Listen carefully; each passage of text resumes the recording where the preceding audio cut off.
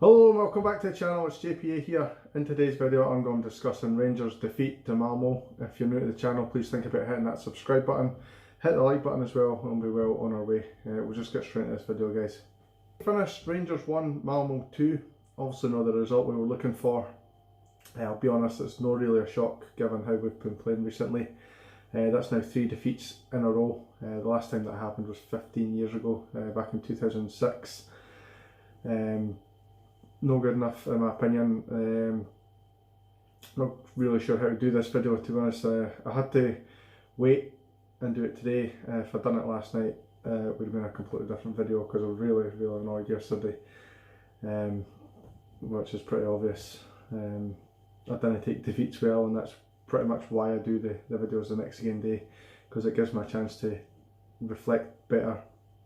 And just, if I came on Raw and started shouting and swearing and stuff, it's not going to be a good video. It's just going to be a fan ranting away, and it's not going to have much information in it really. We actually started the game really brightly, and I did mention the fans in my previous video, how they would help us. I thought in the first half they were excellent, particularly in the lead up to the goal, and just after the goal they were absolutely sensational. They did go a wee bit quiet when Malmo kind of crept into the game towards the end of the half, but then again, when the red card, which I'll talk about, came about, then the fans started to celebrate again and started to grow a little bit louder. So we'll talk about the first half. I'm not going to go into individual chances that we created. We created a lot of opportunities. Morelos, for me, in the opening half hour of the game was absolutely sensational. And probably throughout the game I thought he did a wee kind of quick turn on the right hand side in the second half, which was absolutely fantastic. Created a chance for us. But just the start to the game was brilliant. He looked really up for it, and it was his goal that took the lead. It was a cross from Ryan Kent on the left hand side. Floated into the back post, and it came, I actually think it came off like his shoulder or the back of his head. He was there to finish. I think Connor Goldson might have tapped it in just behind him, but I think there was a hint of possibly him being offside, so it was Morelos that got it in for yet another European goal. Delighted for him. Now we created another couple of opportunities just after that, and then as the half wore on, Malmo started to come more and more out of the game, and our defending got a little bit panicky. There was a few chances where we just kind of tried to clear lines, sliced the ball. It was going high up in the air. It was like up and unders. It was going out of play. We were forced to make really poor clearances, and I think that's down to the press that Malmo had. They were really pressing high up the pitch whenever they got the opportunity, and we struggled with it a bit. So just before half time, there was a red card incident to talk about. Now, about 4 minutes earlier, the guy Bonk Innocent, really weird name, but anyway, he was booked for kind of climbing all over the top of it off his back. Well deserved first yellow card. The second one, I think it's because of the referee's positioning that this yellow card has been given. But for me, when you look at it at any other angle, it's definitely not a yellow card. There was no contact. It did look like a little bit of a stamp where he kind of dragged his heels down Goldson. But when you look at it again, there's no contact on Goldson. Goldson does go down, which I was a wee bit disappointed with. It looked a little bit like play acting to me. But it wasn't a yellow card, and he's been unjustly sent off. A lot of fans cheered about that, and including myself, but I think the red card spoiled the game, and it made it really difficult for us in the second half, particularly when they got their 2 goals. So in the second half, and it looked as if we were pushing to get that second goal, and we did create another couple of opportunities. But then once again we hit the self-destruct button. 2 goals in 5 minutes yet again from this side, and the first one you can't really take much blame. You can't give much blame to the defence. He's beaten offside track. Really good turn, really good finish. Perhaps McGregor could possibly do better, but it was a great finish for the equaliser, and we really should have hit the warning from it. And once again, we didn't really react to it in terms of a positive way. I think a lot of the heads went down. and they scored a second. Now the second goal was really poor defending. They had a throw in on the left hand side, and it was like 4 players just drawn to the ball. I didn't understand what they were doing. They were all out of position, dragged towards the ball, and the boy's able to spin and put the ball in the box, and there's no one near him. I think Balogun then tries to get close to him, but he's nowhere near him. And Kovac again, really neat turn, great finish.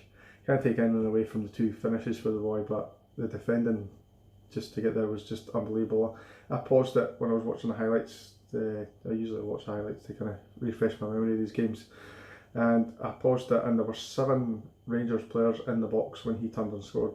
I mean, I didn't care what they were doing. Not one of them were near him, apart from possibly Balogun, who was beaten easily. Just not good enough defending, and it's schoolboy stuff, and it seems to happen again and again in these European games, despite the fact that I think we attack well in these European games, but it's the defending that seems to cost us. Even when we played really good football last year in the Europa League, we still played 13 games and conceded 16. We shouldn't be conceding that many goals in that number of games, despite the fact we're playing top quality opposition. Some of the goals we lost were poor. So once they went 2-1 up, we needed 2 goals. It was never going to happen, despite the fact we had 30 odd minutes to get those goals. Just looked like we were never going to score. The worst kind of thing happened when defensive teams like that get a goal ahead. They're always just going to sit in. It reminded me so much of playing like the likes of Motherwell, Dundee United, stuff like that, Kilmarnock. These kind of teams know what they're doing. It really did remind me of a Scottish game where they just sat in once they got their goal, and they were never going to budge out of their defensive shape.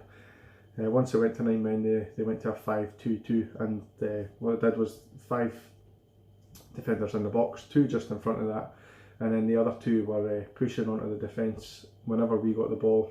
Like a lot of the time, it was like our centre halves were trying to build up attacks, and their 2 players were just rushing to the ball, forcing passes that we weren't really comfortable making, and we didn't really get much penetration in between the lines. We kept trying to play it wide and get a lot of crosses in the box. It was no good. They had big, tall centre halves, and they were just heading that way all day long. They were very comfortable for most of the match, and I don't think we really came close to scoring, if I'm honest. So that's pretty much the match review done.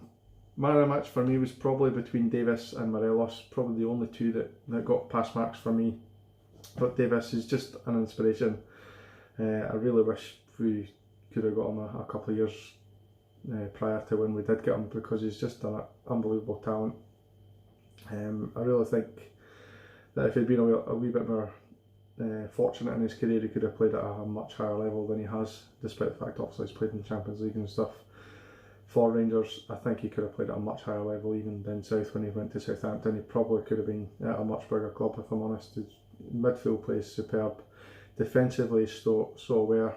His passing is incredible, apart from one pass out to Tav that was just nowhere near him. But apart from that, he played really well. And Morelos was just outstanding from start to finish. I really feel sorry for him. I think he's probably a level above a lot of the players that we've got, and that include Ryan Kent in that as well. Morelos is a top player, and he'll go on to play for a big club in Europe. I know that we're not a big club in Europe, but what I mean is a team that can sustain a challenge in Europe year on year. For me, we're not that team at European level. Maybe domestically we can be, but in terms of European outfits, we're not going to be a Champions League team. I think Europa League is probably our level, and it's maybe a good thing that we've been knocked out now, and we can probably concentrate on reaching the group stage of the Europa League, hopefully. There's a lot of teams in there that we know we can beat, so hopefully we can qualify and progress into that. I'm just going to leave the video there. Thank you very much for watching, and I will see you in the next video. Cheers guys.